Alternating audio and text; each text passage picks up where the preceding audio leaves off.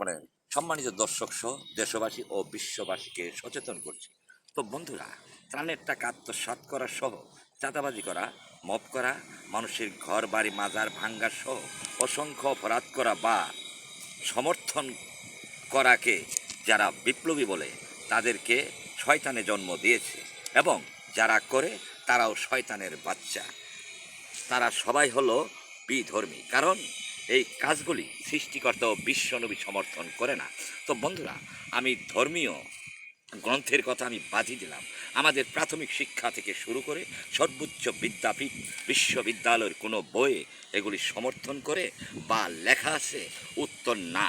তাই শয়তানের বাচ্চাদেরকে বলছি, ভালো হয়ে যা, তা না হলে তোদেরকে উপরেও ধরবো, আর একটি একটি করে লাথি মারবো, আর দুজকে নিক্ষেপ করব অনন্তকালের জন্য। এই শয়তানের বাচ্চারা, তোদের বাপেরও বাপ আমি।